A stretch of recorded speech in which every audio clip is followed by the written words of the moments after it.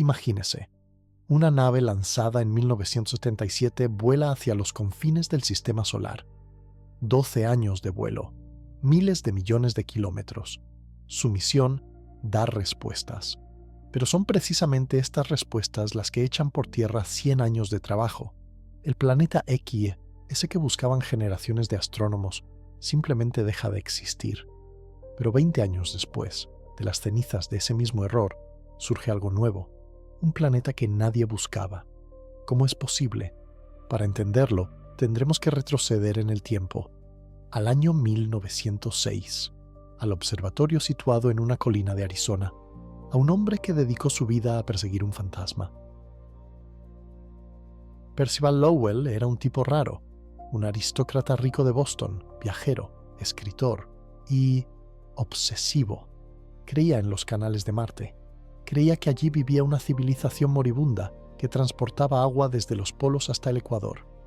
Otros astrónomos miraban por los mismos telescopios y solo veían manchas. Lowell veía estructuras de ingeniería, pero tenía otra obsesión, más silenciosa, más profunda: el planeta X. La historia comenzó incluso antes de Lowell. En 1846, los astrónomos descubrieron Neptuno y lo hicieron matemáticamente, a partir de las perturbaciones en la órbita de Urano. Fue un triunfo, la prueba de que las leyes de Newton funcionaban incluso en los confines del universo conocido. Pero la alegría pronto dio paso a la inquietud. Incluso teniendo en cuenta a Neptuno, algo no cuadraba. Urano no se movía exactamente como lo predecían las fórmulas. A veces un poco más rápido, a veces un poco más lento, como si alguien invisible lo tirara de la manga. La conclusión parecía obvia. Más allá de Neptuno se escondía otro planeta, masivo, oscuro, inaprensible. Lowell aceptó este reto en 1906. Construyó un observatorio en Flagstaff, Arizona, en una colina que él mismo bautizó como Marciana. Contrató a un equipo de calculadores. En aquella época se llamaba ordenadores, a las personas que pasaban horas sumando y multiplicando números a mano. Los dirigía una mujer llamada Elizabeth Williams. Hicieron los cálculos. Lowell fotografió el cielo. Comparó las fotos. Buscó el punto que se había desplazado entre los fotogramas. Año tras año, nada. En 1915, su cámara capturó 2 veces a Plutón, un punto tenue en el borde de la fotografía. Lowell revisó estas fotos y no lo notó. El planeta era demasiado débil, demasiado pequeño. No era lo que estaba buscando. El 12 de noviembre de 1916, Percival Lowell murió de un derrame cerebral. Tenía 61 años. Nunca encontró su planeta X. Pero la historia no terminó ahí. La viuda de Lowell inició un litigio por la herencia. El observatorio quedó casi en bancarrota.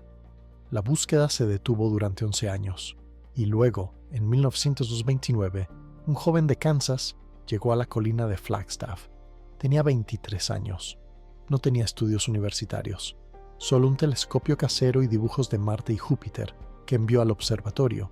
Se llamaba Clyde Tombaugh. El 18 de febrero de 1930, Tombaugh encontró lo que Lowell estaba buscando. Un punto que se movía. Un nuevo planeta. Lo llamaron Plutón, en honor al dios del inframundo.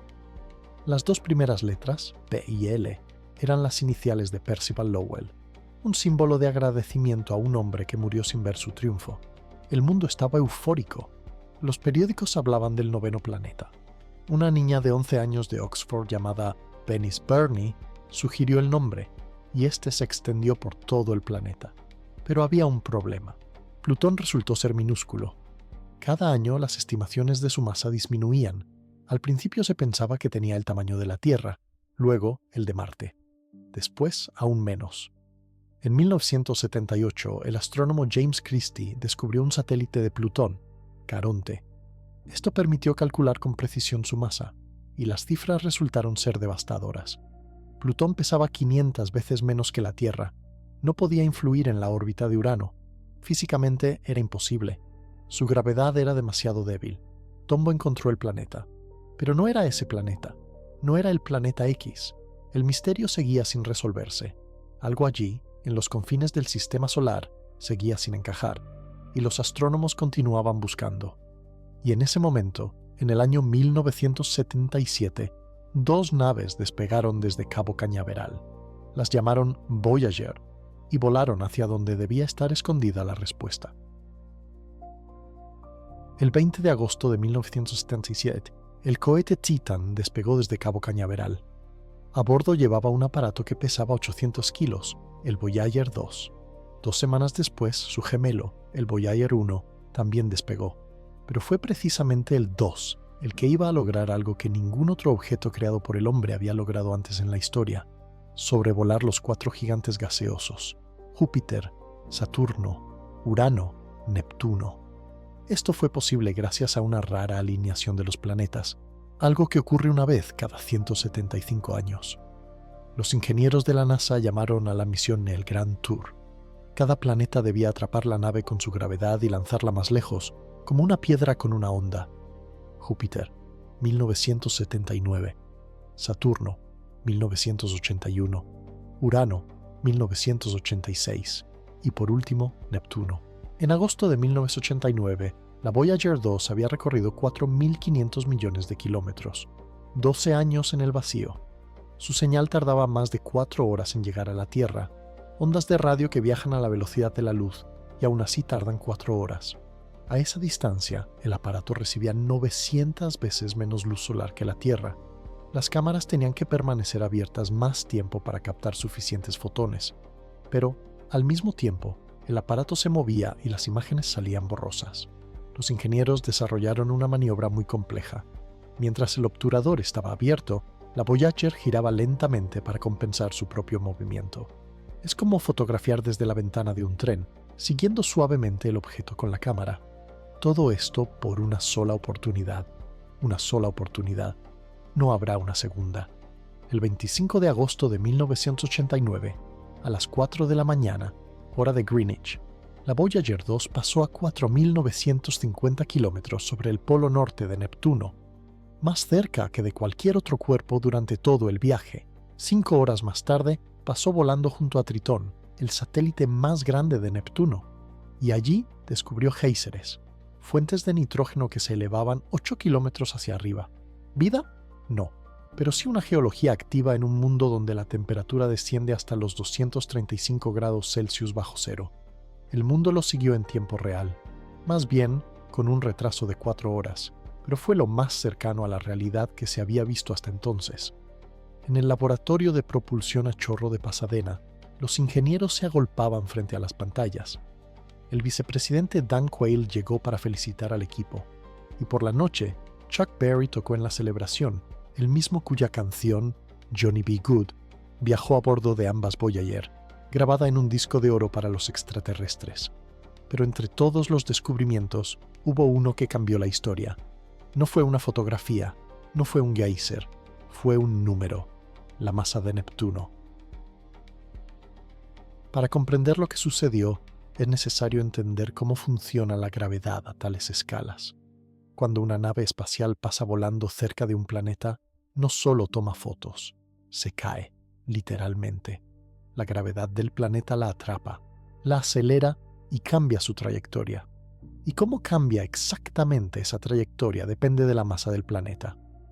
Los ingenieros en la Tierra rastreaban la señal de radio de la Voyager 2 con una precisión de milímetros por segundo.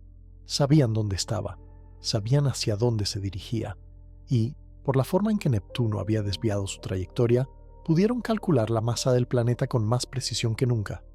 El resultado fue inesperado. Neptuno pesaba 5 décimas de porcentaje menos de lo que se creía, 0,5%. Suena como un error estadístico, un error de redondeo, polvo en la balanza, pero no era polvo, era la masa de Marte. Durante 100 años, los astrónomos intentaron explicar las anomalías en la órbita de Urano. Durante 100 años, supusieron que en algún lugar más allá de Neptuno se escondía un cuerpo masivo, el planeta X, que empujaba a Urano hacia un lado. Pero todos sus cálculos se basaban en una suposición, que la masa de Neptuno se conocía con exactitud, no se sabía con certeza. Cuando, en 1993, el astrónomo Miles Standish recalculó las órbitas de Urano y Neptuno con los nuevos datos de la Voyager 2, las anomalías desaparecieron. Simplemente desaparecieron. Urano se movía exactamente como debía moverse en un sistema con 8 planetas. No con 9, con 8. El misterio centenario resultó ser un error de medición. Percival Lowell buscaba un planeta que no existía. Perseguía un fantasma creado por mediciones inexactas. Tombaugh encontró Plutón, pero Plutón era solo un enano helado que apareció por casualidad en la imagen. No tenía nada que ver con el enigma, y no había ningún misterio. En 1993, el planeta X fue declarado oficialmente muerto. No encontrado. Muerto. La comunidad científica aceptó el veredicto. No había nada más que buscar. Fue un momento extraño en la historia de la astronomía. Un siglo de trabajo y la conclusión. Nos equivocamos desde el principio. No en los cálculos, no en los métodos de búsqueda, en la formulación misma del problema. La Voyager 2 no encontró la planeta X. Demostró que no hay que buscarla. Una máquina creada para hacer descubrimientos hizo el descubrimiento más inesperado. A veces la respuesta es que no hay respuesta. Parecía que la historia había terminado, pero solo estaba empezando. 10 años de silencio. Los astrónomos se dedicaron a otras tareas. El cinturón de Kuiper, un anillo de cuerpos helados más allá de la órbita de Neptuno, revelaba lentamente sus secretos. En 1992 se descubrió el primer objeto más allá de Plutón, luego el segundo, el tercero. A principios de la década de 2000 ya se contaban cientos, pero el 14 de noviembre de 2003, el equipo de Mike Brown, del Instituto Tecnológico de California, descubrió algo extraño. El objeto fue bautizado como Sedna, en honor a la diosa inuit que vive en el fondo del océano helado, y ese nombre le quedaba perfecto. Sedna era fría, distante y absolutamente inexplicable. Su órbita no encajaba en ningún modelo. Imagínese, Sedna se acerca al Sol a 76 unidades astronómicas. Eso es 2,5 veces más lejos que Neptuno. Y luego se aleja a 937 unidades astronómicas. Casi 1000 veces la distancia de la Tierra al Sol. Una vuelta completa alrededor de la estrella le lleva unos 11.400 años. Cuando Sedna estuvo por última vez en este punto de su órbita, los seres humanos aún no habían inventado la escritura. Pero el principal misterio no era el tamaño de la órbita, sino su forma. Sedna nunca se acerca a Neptuno. Nunca. Su perihelio, el punto más cercano al Sol, está demasiado lejos. Neptuno no podría lanzarla a una órbita así. La gravedad del gigante gaseoso simplemente no llega tan lejos. Entonces, ¿qué? Mike Brown, el mismo que más tarde mataría a Plutón al lograr su reclasificación como planeta enano, calificó a Sedna como el objeto transneptuniano más importante jamás encontrado. No porque sea grande, sino porque su existencia requería una explicación, y luego encontraron otro objeto similar, y otro más. En 2014, los astrónomos Chadwick Trujillo y Scott Shepard descubrieron algo inquietante. Las órbitas de estos cuerpos lejanos estaban alineadas. No estaban dispersas al azar por el cielo, como cabría esperar. Estaban agrupadas. Sus perihelios apuntaban aproximadamente en la misma dirección. Sus planos orbitales tenían una inclinación similar. La probabilidad de que fuera una coincidencia era del 0,007%. Algo los alineaba, algo enorme, algo invisible. En el año 2016, Konstantin Batygin y Mike Brown publicaron un artículo que lo cambió todo. Lo llamaron Planeta 9, no X, porque ese número ya estaba ocupado por la historia. Precisamente 9. Según sus cálculos, en algún lugar, a una distancia de entre 300 y 700 unidades astronómicas, se esconde un planeta con una masa de entre 5 y 10 veces la de la Tierra. No es un gigante gaseoso, no es un enano helado, es algo intermedio, lo que se conoce como supertierra o mini Neptuno. Su año dura entre 10 y 20.000 años terrestres. Está tan lejos que recibe menos luz del Sol que nosotros de la luna llena. Térida, fría, casi invisible, pero la gravedad no conoce distancias. Durante miles de millones de años, este planeta, si es que existe, ha ido construyendo lenta y pacientemente las órbitas de los lejanos cuerpos helados, como un pastor que guía a su rebaño, una mano invisible que deja huellas en la geometría del cosmos, y aquí es donde la historia se cierra. Percival Lowell buscaba un planeta que explicara las anomalías en la órbita de Urano. Se equivocó. No había anomalías, sino un error en la masa de Neptuno. Pero la idea misma, que un planeta lejano e invisible pudiera delatarse a sí mismo a través de su influencia gravitatoria sobre otros cuerpos, resultó ser cierta. solo que no estaba donde Lowell la buscaba, y no era como él pensaba. La Voyager 2 destruyó el planeta X, pero allanó el camino para el planeta 9, porque mientras los astrónomos buscaban un planeta inexistente en el lugar equivocado, no miraban donde debían. La muerte de una hipótesis dejó espacio para otra, más extraña, más lejana, más apasionante. El error, que duró 100 años, resultó ser necesario. Sin él, no habríamos buscado. Sin la búsqueda, no habríamos encontrado Sedna. Sin Sedna, no habría surgido la hipótesis del planeta 9. La ciencia no solo avanza gracias a los descubrimientos, a veces también gracias a los cierres, los callejones sin salida que nos obligan a dar media vuelta y ver el camino que antes no habíamos visto. Ahora, mientras escuchas estas palabras, en algún lugar de Chile hay un telescopio en funcionamiento, el Observatorio Vera Rubin, un espejo de 8 metros, la cámara digital más grande del mundo, 3,2 gigapíxeles. Cada noche fotografía todo el cielo austral, una y otra vez, comparando las imágenes, buscando el punto que se ha desplazado, exactamente igual que lo hizo Clyde Tombaugh a mano en 1930. Los astrónomos dicen que la probabilidad de que Rubin encuentre el planeta 9 en los próximos años, si es que existe, es del 70 al 80%. No es una garantía, pero es una posibilidad. Mientras esperamos, la Voyager 2 sigue volando. Hace tiempo que abandonó el sistema solar. En el año 2018 cruzó la heliopausa, la frontera más allá de la cual el viento solar cede el paso al medio interestelar.